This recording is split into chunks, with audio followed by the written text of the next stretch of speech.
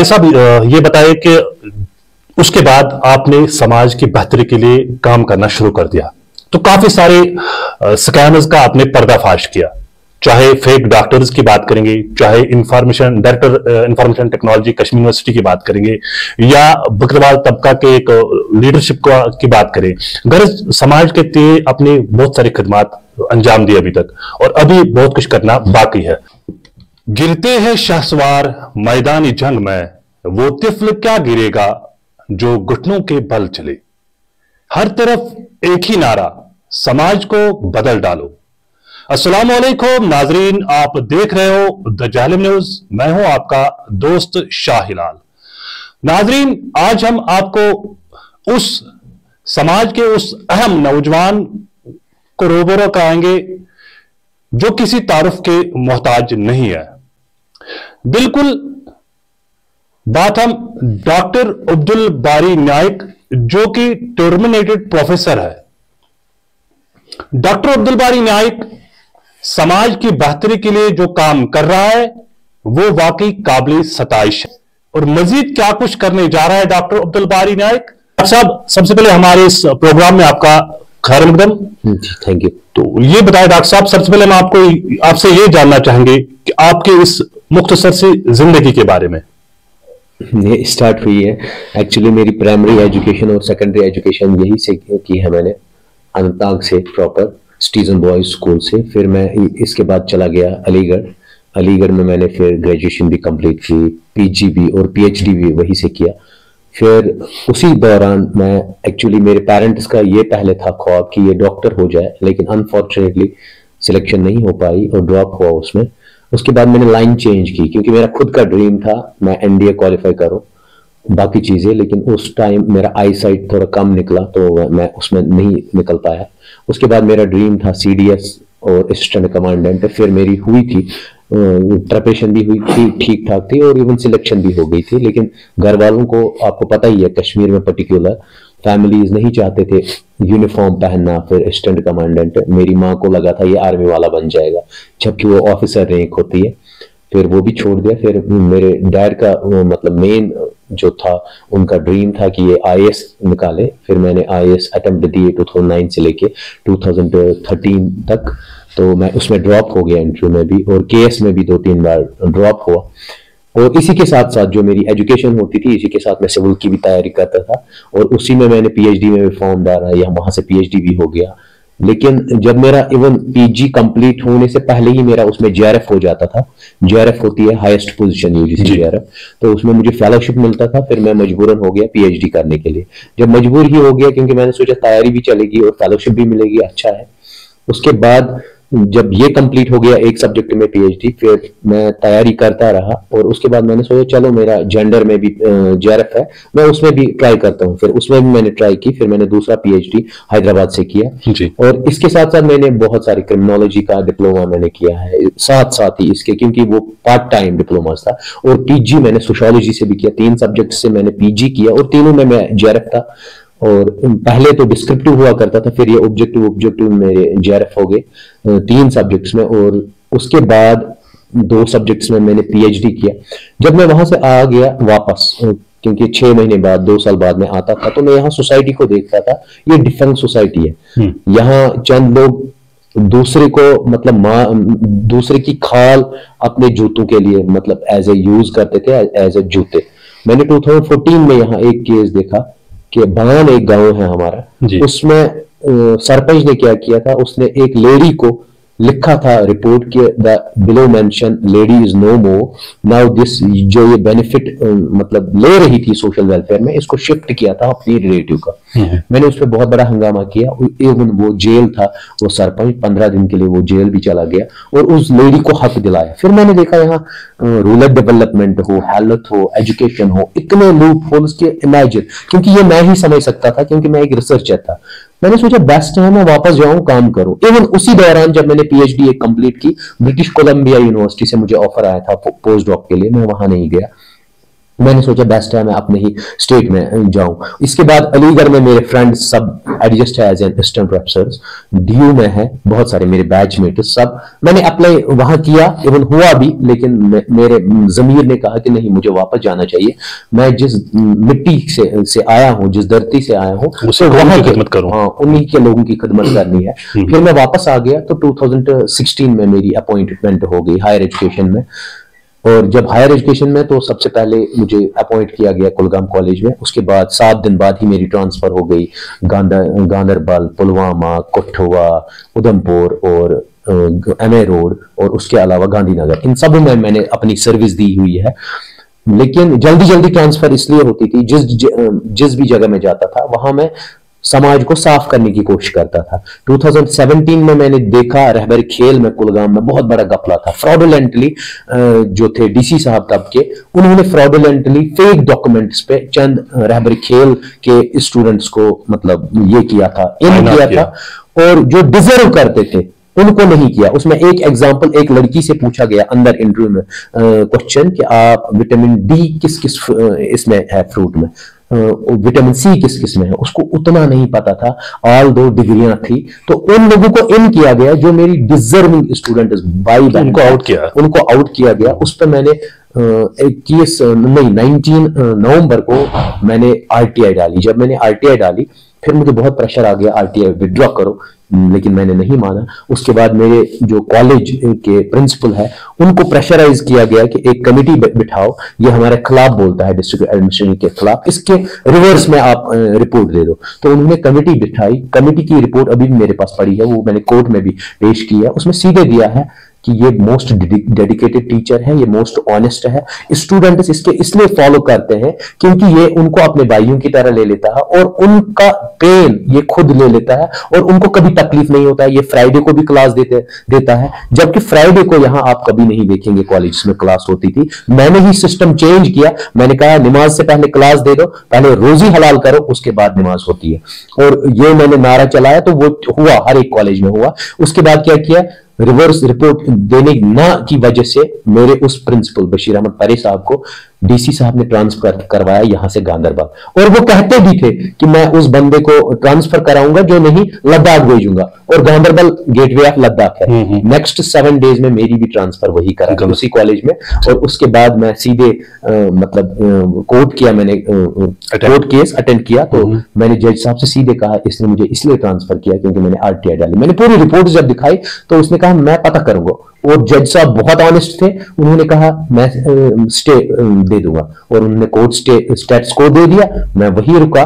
उसके बाद मैंने बहुत सारे गपले निकाले हर जगह जहां भी मैं गया, चाहे श्रीनगर काम किया, जम्मू काम किया, उधमपुर में मेरी लास्ट ट्रांसफर हुई। फिर जब उसने रिवर्स रिपोर्ट दे दिया उसके बाद इन्होंने हायर अप्स को लिखा, इवन प्रेशर किया पुलिस डिपार्टमेंट, जबकि पुलिस के बहुत अच्छे ऑनेस्ट ऑफिसर्स मेरे अच्छे फ्रेंड्स रहे हैं और वो मुझे रेस्पेक्ट देते थे। उन्होंने प्रेशराइज किया एसएचओ कुलगाम को, कहा कि इसको देशद्रोही में 13 यूएलएपी में बुक कराओ। और इवन सरपंच को भी मतलब सरपंच को भी डायरेक्ट किया, वो भी एनसी का था और वो डीसी भी एनसी के लोगों के साथ उठना बैठना था, इसीलिए उन्होंने उसको वहां ट्रांसफर किया था। तो उन्होंने मुझे बुक करवाया 4, जिसमें 2 एफआईआर लगे अनलॉफुल, एक सरपंच का और एक डीसी साहब का। फिर जब लगे एफआईआर तो 2019 में अगर आप अभी भी सर्च करेंगे, मैं as a Covid district officer काम किया मैंने 2019 में। उसमें 35 पुलिस डिपार्टमेंट के 35 सोल्जर्स को मैंने वहां मतलब उनकी खिदमत की, उनको जो कोविड हुआ था उनको मैंने क्वारंटाइन किया 35 को। उसके बाद 2020 में पुलिस ने रिपोर्ट दिया ये एब्सकॉन्ड है। इनजस्टिस तो है ही, क्योंकि मैंने आपके ही सोल्जर्स को बचाया, वो हमारे मतलब स्टेट के सोल्जर्स हैं, उनको मैंने प्रोटेक्ट किया। वो 24 घंटे खड़े होते हैं, लेकिन फिर पुलिस की रिपोर्ट आती है ये एब्सकॉन्ड है। फिर मेरी ट्रांसफर होती है उधमपुर। जब उधमपुर ट्रांसफर हुई है वहां मैंने लाइब्रेरी देखी, लाइब्रेरी में आउटडेटेड बुक्स और वो टेक्स्ट जो बच्चे नहीं पढ़ सकते, जो उनके लिए बेनिफिट नहीं है, हाई स्टैंडर्ड कोई भी बुक नहीं। मैंने मैम से वहां सीधे बात की, मैंने कहा मुझे ये रिजेक्ट माल नहीं चाहिए क्योंकि मेरे स्टूडेंट्स को पढ़ना है। उसने कहा इसमें इतना डिस्काउंट है 20% थी। मैंने कहा अगर 1 भी % डिस्काउंट होगा वो स्टूडेंट की बेनिफिट के लिए है, वही बुक्स मैंने स्टेलर एंड स्टेलर की बुक्स, क्लाइमेटोलॉजी, क्रिचफील्ड, बहुत अच्छी अच्छी बुक्स लाई मैंने उस लाइब्रेरी किताबों को स्टूडेंट्स की नीड होती है। हाँ, और जो असल में मुझे प्रिस्क्राइब किया गया था अलीगढ़ में में, डीयू में, जेएनयू में, उन्हीं बुक्स को मैंने स्टूडेंट्स के लिए लाया। ऑल दो फिर उन स्टूडेंट्स की मेरे टुवर्ड शफकत होगी, मैंने उनको पूरा समझाया। वो मुझे हमेशा कहते थे क्लास में, सर आपका नाम क्या है? उनको 1 महीने 5 दिन तक मेरा नाम नहीं पता था, जब तक मुझे अरेस्ट नहीं किया गया। उसके बाद उनको पता चला इसका नाम ये मुस्लिम था, तब तक उनको पता ही नहीं था ये बंदा। वो मैं उनको कहता था मेरा नाम है मेरी आइडेंटिटी, जो मैं पढ़ाऊंगा वही मेरा नाम है और वही आप याद रखो। और इवन वो मैम भी शॉक हो गई। मैंने उनको सीधे कहा, उसने मुझे 2 बार कहा कि आप चाय पियो। मैंने कहा मैं डिपार्टमेंट की चाय भी नहीं पीता हूं, मैं बहुत स्ट्रिक्ट बंदा हूं, मेरे रूल्स अलग है और ये ही बुक्स मुझे चाहिए, इसमें कोई कंप्रोमाइज नहीं। उसने फिर इंक्रीज किया, जितना फंड्स आए थे मेरी बुक्स के लिए उसको फिर 2-3 लाख और इंक्रीज किया उसने। उसको पहले लगा ये बहुत टैलेंटेड है, बहुत अच्छा बंदा है, फिर लेकिन अनफॉर्चुनेटली वो एफआईआर लगे थे, उसकी वजह से मुझे फिर वहां अरेस्ट किया गया।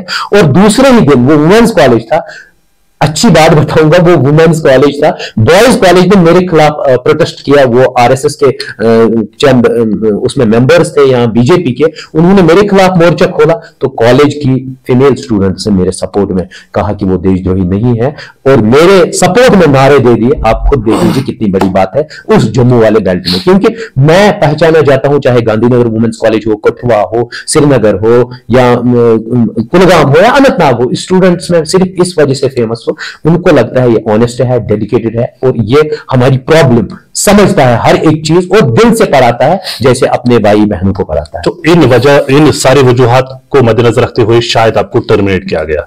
मैंने पहले ही कहा कि डीसी साहब का ईगो हर्ट हो गया, उसने हायर अप्स को लिखा, क्योंकि मैंने स्टेटस को लाया और इवन उसने प्रेशराइज भी किया उनको, मेरे प्रिंसिपल को। जब सब अपोजिट हो गया तो उन्होंने फिर एसएचओ को प्रेशराइज किया कि इसको एफआईआर लगाओ। बारी साहब ये बताइए कि उसके बाद आपने समाज की बेहतरी के लिए काम करना शुरू कर दिया, तो काफी सारे स्कैमर्स का आपने पर्दाफाश किया, चाहे फेक डॉक्टर्स की बात करेंगे, चाहे इंफॉर्मेशन टेक्नोलॉजी कश्मीर यूनिवर्सिटी की बात करेंगे या बकरवाल तबका के एक लीडरशिप की बात करें।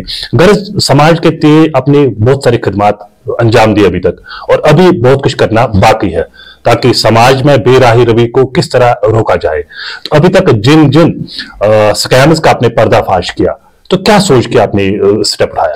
देखिए, मैंने पहले ही कहा, मैं बाहर से जब पढ़ के आया तो मैंने सिर्फ ये सोचा कि यहाँ बहुत बुराई है, मैं अपने समाज को क्लीन करूंगा। मुझे कभी ये नहीं था मैं असिस्टेंट प्रोफेसर हो जाऊं, मुझे कभी नहीं था चलो आईएएस क्वालिफाई हुआ तो हुआ नहीं तो कोई टेंशन नहीं है, मुझे तब भी समाज के लिए लड़ना है। अगर मैं आईपीएस बनूंगा तब भी एज ए डिस्ट्रिक्ट एसएसपी या एसपी बन के मुझे खिदमात देने थे और एज ए असिस्टेंट प्रोफेसर भी खिदमात। लेकिन उसके अलावा एक रोल है, एक सिटीजन हूं, मेरा राइट बनता है आरटीआई डालना, मेरा राइट बनता है कंप्लेंट्स डालना, मेरा राइट बनता है अगर कोई हक तलफी हो रही हो उसके खिलाफ आवाज उठाना। और मैंने नहीं किया उसके बाद। उससे पहले भी मैं करता था। मैं 2014 से, जब इवन मेरी पीएचडी भी कंप्लीट नहीं हुई थी, तो उस दिन से मैं कंप्लीटली चाहता था कि मैं चेंज करूं सोसाइटी को, कहीं ना कहीं जितने भी लूप होल्स है उनको निकाल दूं। और उसके बाद फिर जब मुझे जेल हो गई, जेल में 1.5 साल रहा। उस 1.5 साल में मैंने जेल में भी यही सोचा कि मुझे टर्मिनेट क्यों किया गया, नंबर 1। अच्छा चलो, ये अल्लाह की मर्जी थी, तो रीजंस क्या थे? मैंने वहां जब एक चीज जोड़ी, मैंने कहा यहाँ बहुत इनजस्टिस है, बहुत करप्शन है, मैं दोबारा जाऊंगा वापस, मैं सड़कों पे अब आ जाऊंगा और फुट मार्च करूंगा, बाकी चीजें करूंगा ताकि मैं सोसाइटी को क्लीन अप करूं। उसके बाद इस साल 2023 1 अगस्त से मैंने फुट मार्च शुरू किया।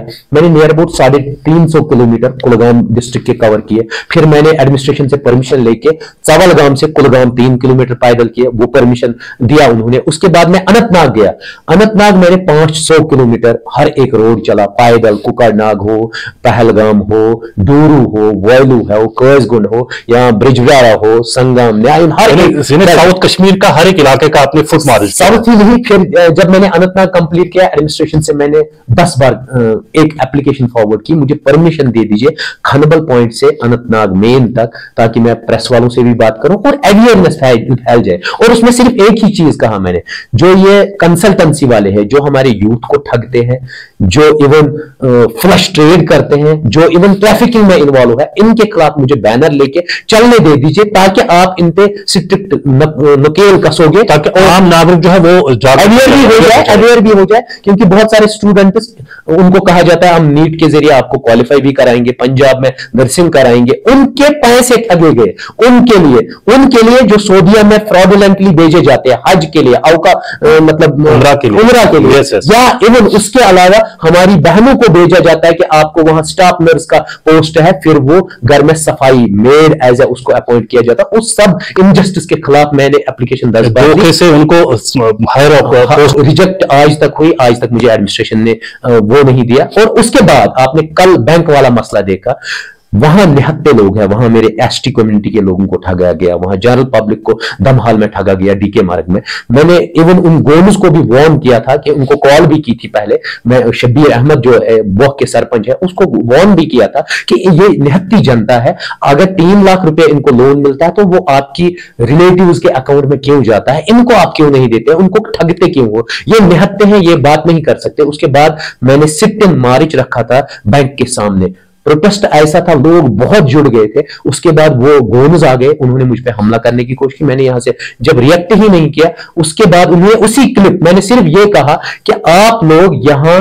जो तस्करी है इसकी ड्रग्स की जी, उसकी तस्करी में भी आप सरपंच इन्वॉल्व हो, ठग्स इन्वॉल्व हो, और फिर जिसके पास ये मतलब मटेरियल मिलता है, जिस घर वाले के पास, उसको आप कहते हो हम पुलिस के साथ डील करेंगे। एक तो पुलिस का कैरेक्टर आप खराब करते हो, दूसरे उससे कहते हो कि हम आपके साथ डील करेंगे, उससे 3 लाख 4 लाख डिमांड करते हो। लेकिन लोग अब चालाक हो गए, उन्होंने आपको पैसे नहीं दिए और उसी को लेके आप सीधे पुलिस स्टेशन में दमहाल में जाते हैं, मेरे खिलाफ कंप्लेंट डालते हैं। ये डॉक्टर बारी जाता है, लॉ एंड ऑर्डर वहां डिस्टर्ब करता है बहुत सारी, और वो क्लिक्स दिखाते हैं, देखो इसने ये किया, देखो इसने मेरे साथ हाथापाई, जबकि मैं कभी हाथापाई नहीं करता हूं, मैं एक्सट्रीमिस्ट नहीं हूं, ठीक है, मैं मॉडरेटिस्ट हूं, मैंने गांधी की आइडियोलॉजी पढ़ी है, मैं गांधी के फुटप्रिंट्स पे चलता हूं। और फिर मुझे डिटेन किया गया, 2 बजे से 6 बजे तक मैं वहां पर डिटेन था और मेरा टाइम उन्होंने जाया किया। इसलिए मैं हमें रिक्वेस्ट करता हूं हायर अप से, हायर डीजीपी साहब से, ऑनेस्ट एसएसपी साहब कुलगाम, ऑनेस्ट जो डीआईजी है, उनसे मैं रिक्वेस्ट करता हूं कि मेरे मूवमेंट को ये गुंडे रिस्ट्रिक्ट करना चाहते हैं, ये इसीलिए फ्रॉडुलेंट एप्लीकेशन लेके आप हर एक स्कैम का पर्दाफाश करने की कोशिश करें, लेकिन कहीं ना कहीं आपको चैलेंजेस का सामना करना पड़ता है। जी, जब परसों चैलेंज होना पड़ा, 4 घंटे मेरे वेस्ट हो गए कल, इसीलिए मैंने कोई भी इंफॉर्मेशन नहीं दी। मुझे पता था मुझे कहां इंफॉर्मेशन देनी थी, मैंने उन हायर पुलिस ऑफिशियल्स को पहले ही इंफॉर्म किया था, यहां बहुत बड़ा घोटाला है, मैं उसको एक्सपोज करने जा रहा हूं, बस मैंने उनको इंफॉर्मेशन दी, बाकी फिर मैंने किसी को नहीं, क्योंकि मैंने सोचा पुलिस के लोअर ऑफिशियल्स में भी मुझे डिटेन करे या ये गुंडे वहां पर कंप्लेंट डाल के कहेंगे कि माहौल खराब करने आया था, इसीलिए मैंने चुपचाप करके वो सिटिंग ऑपरेशन किया और उस डॉक्टर को पब्लिक के सामने लाया। डॉक्टर साहब, कल ही आपने एक फेक डॉक्टर यानी जाली डॉक्टर का पर्दाफाश किया है, उसके बाद कहीं ना कहीं तब्बी शोबा के जो आला हुकाम है, ऑफिसरान है, सीएम अनंतनाग हो, डायरेक्टर हेल्थ सर्विस कश्मीर हो या जिला तरक्याती कमिश्नर हो, उस पर पूरी कार्रवाई करते हुए उस डॉक्टर को अप्रहेंड किया गया और उस क्लिनिक को भी सील कर दिया गया। किया असल में आप लोग कहते हो उन्होंने सीज किया वो दुकान, वो शॉप, वही मसला नहीं है। मैं उनको सल्यूट करता हूं, उन्होंने एक फॉर्मेट निकाला और उसमें उन्होंने निकाला कि जितने भी डॉक्टर्स रजिस्टर्ड है वो अपनी रजिस्ट्रेशन दे दे और अपने डॉक्यूमेंट दे दे। ये बेस्ट हुआ, ये छोटी चीज है, एक दुकान को आप सीज, मेरा मकसद ये नहीं है किसी का रोजगार छीनना या किसी का दुकान बंद होना, मेरा ये नहीं है, मेरा ये है अकाउंटेबल हर एक बंदा हो। अकाउंट सिस्टम में अगर कोई रजिस्ट्रेशन है डॉक्टर की तो वो अकाउंटेबल हो, ये कौन से नंबर की रजिस्ट्रेशन है, ये कहीं क्रॉस चेक तो नहीं होता, ये एक्चुअली मेरा डोमेन नहीं था, ये हेल्थ डिपार्टमेंट के हायर ऑफिशियल्स का डोमेन था, चेक करना, वेरीफाई करना, चौक क्रॉसेस। लेकिन बदकिस्मती से उनके दिमागों में कीड़ा रिश्वतखोरी का और करप्शन का चला गया है, चंद डिसऑनेस्ट ऑफिसर्स। मैं हर एक की बात नहीं करता हूं, मैं ऑनेस्ट ऑफिसर चाहे पुलिस डिपार्टमेंट में हो, हेल्थ में हो, एजुकेशन में, उनको सल्यूट करता हूं, उनकी बात नहीं करता हूं, मैं पर्टिकुलर करप्टेड ऑफिशियल्स की बात करता हूं। उन्हीं की वजह से ये लूप होल सोसाइटी में हो रहे हैं और उनको अकाउंटेबल होना है। अगर वो अकाउंटेबल नहीं होंगे तो उनके मतलब कानून है, कॉन्स्टिट्यूशन है, उनको स्ट्रिक्ट एक्शंस की जरूरत है और जहां वो लूप होल्स करते हैं वहां उनको सजा मिलनी चाहिए। तो इस सेटअप को, इस चीज को आगे बढ़ाने के लिए लोगों की तरह आपको काफी ज्यादा ताउन मिल रहा है, तो क्या कुछ पैगाम रहेगा आम लोगों के लिए? जनरल पब्लिक से मेरी एक ही रिक्वेस्ट है, वो हमेशा कहते हैं डॉक्टर बारी हीरो, डॉक्टर बारी गब्बर इज बैक, डॉक्टर बारी 1 डे सीएम।